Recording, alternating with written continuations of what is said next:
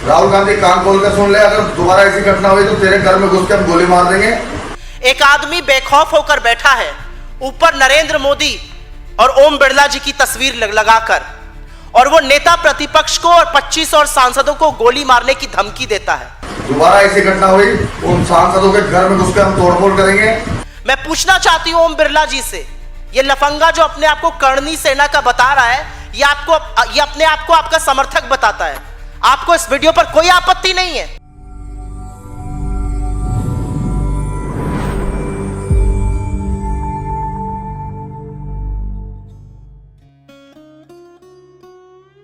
दोस्तों नमस्कार, मैं जगन्नाथ गौतम सियासत हिंदुस्तान यूट्यूब चैनल पर आपका स्वागत है। दोस्तों आज का सीधा सवाल है, क्या भारत के लोकतंत्र को भीड़तंत्र निगल रहा है? कल तक जो गोली मारो के नारे सड़कों पर गूंजते थे, आज उनकी हिम्मत इतनी बढ़ गई है कि देश के नेता प्रतिपक्ष और 25 सांसदों को घर में घुसकर गोली मारने तक की धमकियां दी जा रही हैं। जय महाकाल, जय ओम जी बिरला, जय नरेंद्र मोदी। जिस प्रकार से भारत की संसद में कांग्रेस के 25 सांसदों ने घुसकर और श्रीमान लोकसभा अध्यक्ष ओम जी बिरला से जो गाली गलौज करी है, उसकी हम सभी भारतीय जनता पार्टी के कार्यकर्ता, करनी सेना के कार्यकर्ताओं में काफी रोष भी आते हैं। दोबारा ऐसी घटना हुई उन सांसदों के घर में घुस के हम तोड़फोड़ करेंगे। और मुझे लगता है कि राहुल गांधी का आदेश पर यह घटना हुई है। राहुल गांधी कान खोल कर सुन ले, अगर दोबारा ऐसी घटना हुई तो तेरे घर में घुस के हम गोली मार देंगे और इसका जिम्मेदार प्रशासन होगा। हमारा प्रशासन से निवेदन है कि 25 सांसद के ऊपर कार्रवाई होनी चाहिए। मोदी सरकार के मंत्री किरण रिजिजू जी का जो बयान आया, उसको सुनने के बाद हम लोग काफी गुस्से में हैं। अगर 24 घंटे के अंदर गिरफ्तारी होती है उन 25 सांसदों की तो ठीक है, इस सभी की हम गोलियां मारेंगे एक एक करके। ये राज सिंह आमेरा संभाजी प्रवक्ता करनी सेना का ये बयान है। चाहे मुझे जेल हो जाए, मुझे कोई दिक्कत नहीं है। जय हिंद, जय भारत। आखिर ये दुस्साहस आता कहाँ से है? क्या सत्ता का मौन इस अराजक तत्वों का हौसला बढ़ा रहा है, या फिर देश को जानबूझकर एक सिविल वार यानी गृह युद्ध की तरफ धकेला जा रहा है, या झोंकने की तैयारी है? दोस्तों, सांसदों को धमकी, लोकतंत्र पर सीधा प्रहार। दोस्तों, राजस्थान के कोटा से आई खबर ने पूरे देश को सन्न कर दिया है। राहुल गांधी और 2 दर्जन से अधिक सांसदों को जान से मारने की धमकी देना केवल एक व्यक्ति का पागलपन नहीं, बल्कि ये उस नफरत की फसल है जिसे पिछले कुछ सालों से सींचा जा रहा है। जब असहमति की आवाज़ को दबाने के लिए गोलियों की बात होने लगे तो समझ लीजिए कि कानून का राज खत्म हो रहा है और अराजकता पैर पसार रही है। दोस्तों, अशांति केवल धमकियों से नहीं फैलती, बल्कि संस्थानों के जरिए भी फैलाई जा रही है। आज यूजीसी विश्वविद्यालय अनुदान आयोग के नए नियमों को लेकर देश भर के कैंपसों में उबाल है। दलितों और पिछड़ों के खिलाफ जिस तरह का संस्थानिक जुल्म आज दिखाई दे रहा है, वो डराने वाला है। दोस्तों, आरक्षण और सामाजिक न्याय की लड़ाई लड़ने वाले युवाओं को निशाना बनाया जा रहा है। क्या यह संयोग है कि जब एक समुदाय को नफरत का निशाना बनाया जा चुका है, तो अब बारी दलितों और पिछड़ों की है? दोस्तों, बाबा साहब के नाम पर राजनीति तो सब करते हैं, लेकिन उनके दिए संविधान की धज्जियां उड़ाने में कोई कसर नहीं छोड़ी जा रही है। कभी महापुरुषों के नाम पर विवाद पैदा करना, तो कभी इतिहास को तोड़ना मरोड़ना, ये सब उस अराजकता का हिस्सा है जो समाज को दो फाड़ करना चाहती है। अल्पसंख्यकों के खिलाफ जहर घोलने के बाद अब दलितों पिछड़ों के बीच दरार पैदा की जा रही है। आखिर इस अशांति का फायदा किसको मिल रहा है, ये सोचना एक आज का गंभीर सवाल पैदा हो गया है कि इस अशांति की जड़ में किसकी नीयत, क्या नीयत है, और उसको कौन पाल पोस रहा है, और ये संविधान और लोकतंत्र को खत्म करने की साजिश का हिस्सा तो नहीं है? ये सवाल मैं अपने दर्शकों के सामने रख रहा हूं। ये मुद्दा एक नफरती सोच का है, ये मुद्दा हिंसा का है, ये मुद्दा उस बात का, उस विचारधारा का है जिसने महात्मा गांधी की इस देश में हत्या की थी। एक आदमी बेखौफ होकर बैठा है, ऊपर नरेंद्र मोदी और ओम बिरला जी की तस्वीर लगाकर, और वो नेता प्रतिपक्ष को और 25 और सांसदों को गोली मारने की धमकी देता है। मैं पूछना चाहती हूं ओम बिरला जी से, ये लफंगा जो अपने आप को करनी सेना का बता रहा है, ये अपने आप को आपका समर्थक बताता है। आपको इस वीडियो पर कोई आपत्ति नहीं है। इस सरकार के गृह मंत्री क्या कर रहे हैं? खुलेआम सांसदों को, नेता प्रतिपक्ष को गोली से मार देने की धमकी एक सिरफिरा लफंगा बैठकर दे रहा है, और सुई टपक सन्नाटा है सत्ता में। सत्ता की चुप्पी पर सवाल उठना चाहिए। और मैं आज जानना चाहती हूं, आप में से कुछ मेन स्ट्रीम मीडिया के साथी यहां बैठे हैं, कितने शोज आज होंगे, कितने डिबेट्स आज होंगे इस भाषा पर, सरकार की चुप्पी पर, सरकार की कोई कार्रवाई ना करने पर। और मैं एक बात और कहूंगी, ये बातें कहां से शुरू होती हैं? जब इस देश का संसदीय कार्य मंत्री एक इंटरव्यू में बैठकर अनाप शनाप बकता है, जब वो राहुल गांधी को इस देश के लिए खतरा बताता है, जब नरेंद्र मोदी अनर्गल बातें करते हैं, तब ऐसे सिरफिरों की हिम्मत होती है कि वो लोकतांत्रिक ढंग से चुने हुए सांसदों की हत्या करने की बात करे।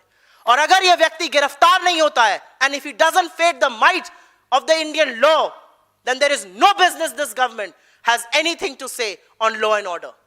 This is an extremely serious matter. A man who says he's a supporter of the BJP, who puts a picture of the Prime Minister and Om Birla, who comes from the state of Rajasthan, who calls himself a supporter of the Lok Sabha Speaker. I want to know today, does the Lok Sabha Speaker support him? Why does a single FIR has not been lodged against him? Why has he not been arrested? And this is a broader malaise of what affects us. This is a broader malaise of what is happening in this country. How dare anybody talk about violence? How dare anybody talk about shooting the leader of opposition and 25 other Congress MPs? And will the government continue to be a mute spectator? The government has not said a word. The Home Ministry is quiet. And India's media, may I dare say, आपको सांप सूंघ गया है। दोस्तों, दशकों की पत्रकारिता के बाद मैंने कई उतार चढ़ाव अपनी ज़िंदगी में देखे हैं।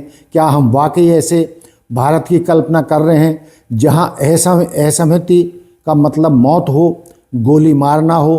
क्या महंगाई, बेरोजगारी और गरीबी जैसे असली मुद्दों से ध्यान भटकाने के लिए नफ़रत का ये खेल नहीं खेला जा रहा है? याद रखिए, नफ़रत की आग जब लगती है तो वो एक घर नहीं देखती कि ये किसका घर है। अगर आज हम इस अराजक तत्वों के खिलाफ नहीं बोले तो कल बहुत देर हो जाएगी। दोस्तों, क्या आप सोचते हैं क्या देश को गृह युद्ध की ओर धकेला जा रहा है? कमेंट बॉक्स में आप अपने बेबाक राय जरूर दें। दोस्तों, ये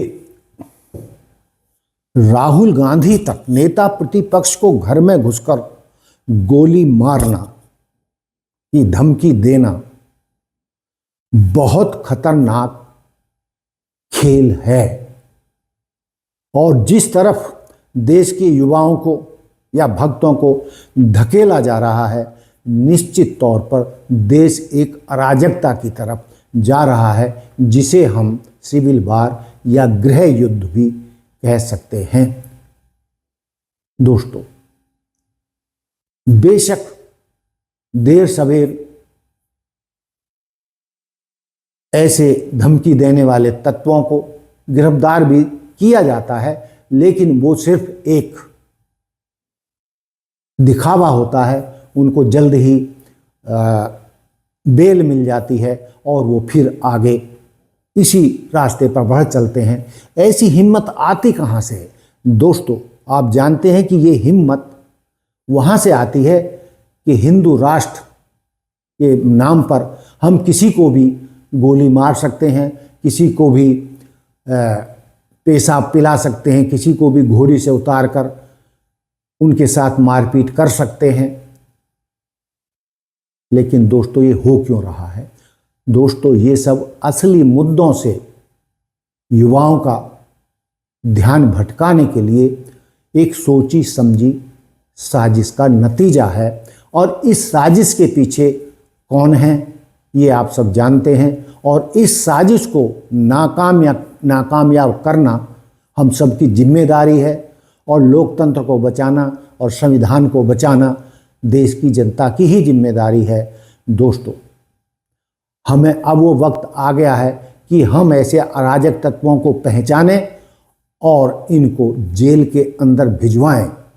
लेकिन दोस्तों, साथ ही ये भी गारंटी होनी चाहिए कि गिरफ्तारी तो कई बार दबाव में हो जाती है, लेकिन उनको बेल कैसे मिल जाती है। ये ऐसे जो तत्व हैं ये राष्ट्र विरोधी हैं, संविधान विरोधी हैं, देश विरोधी हैं, तो इनको बख्शा नहीं जाना चाहिए और देश के सामने कानून के माध्यम से ऐसी मिसाल कायम हो कि देश और संविधान और लोकतंत्र सर्वोपरि है और जो इसको मिटाने के लिए कोशिश कर रहा है उसको हर हालत में समाप्त करना है और उनको जेल भिजवाना ही अंतिम लक्ष्य है। और मैं सत्ताधारी लोगों से भी ये कहना चाहूँगा कि देश को तोड़ने का, गृह युद्ध की तरफ ले जाने का ये खतरनाक रास्ता है। इससे आप बाज आइए और देश को गृह युद्ध की तरफ मत धकेलिए। दोस्तों, मैंने जो मुद्दे रखे हैं इस पर आप कितने सहमत हैं? क्या देश को गृह युद्ध की तरफ ये लोग ले जा रहे हैं और इसको कैसे रोकना है? आप अपना कमेंट्स करके हमें बता सकते हैं। इसी के साथ दोस्तों, जय हिंद, जय भारत, जय संविधान, नमस्कार।